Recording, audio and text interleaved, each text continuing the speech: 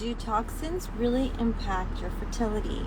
Come join me, come grab your tea, and come join me when we talk about toxins in your fertility and if they really impact it and what you can do about it.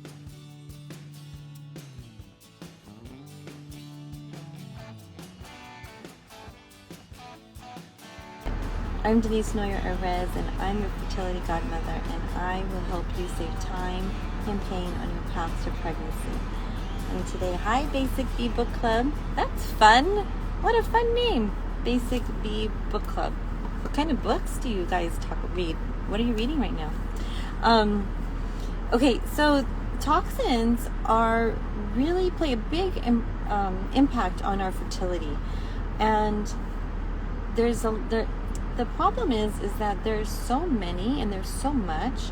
It gets really challenging on how much you need to be doing.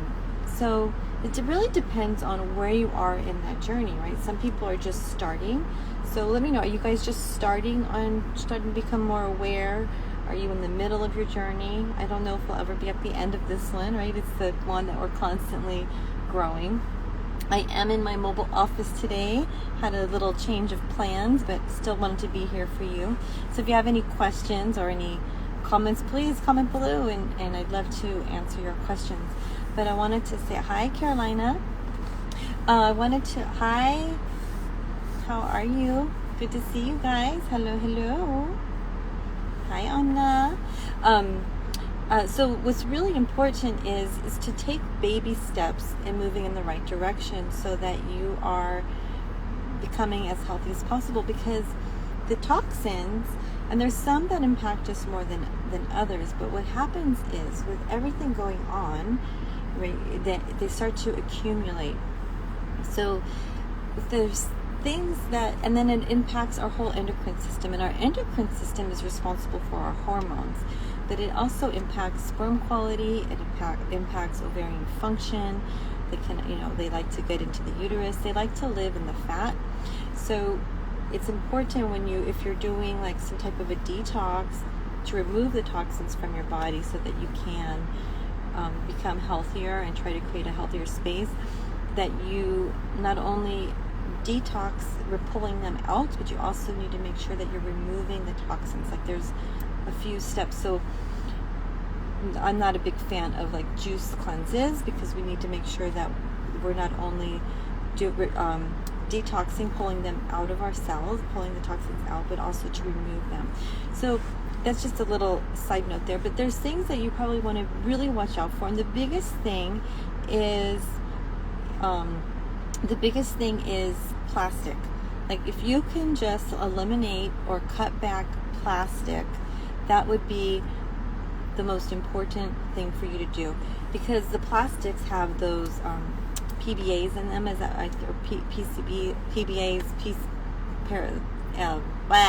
I'm blanking. I always get those confused in my head. Do you ever do that? Like I keep flipping those letters.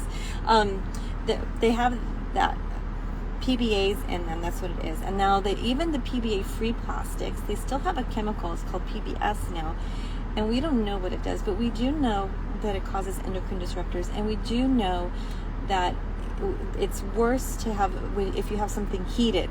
So if you leave your plastic water bottle in your car, you think you're doing a good job by hydrating, right? Because making sure you have enough water is so important. But if you leave your water bottle in your car, not only are you getting the chemicals from the plastic, they will seep into your water, but you're also going to be getting other bacteria and stuff as well.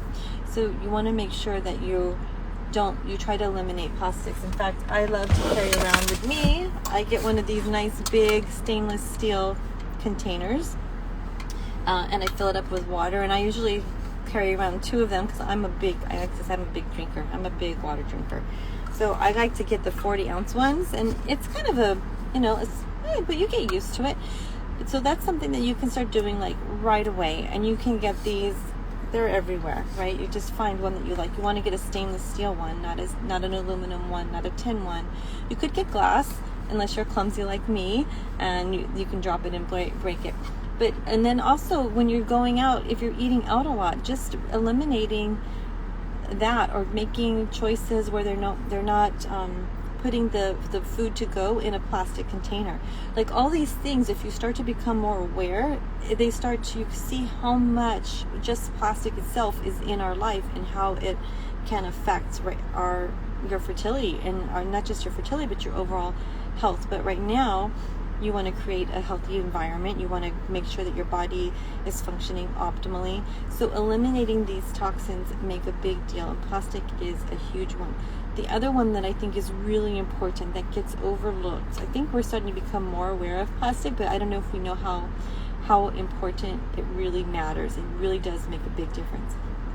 But the other thing is makeup and our skincare. You know, our skin is our biggest organ.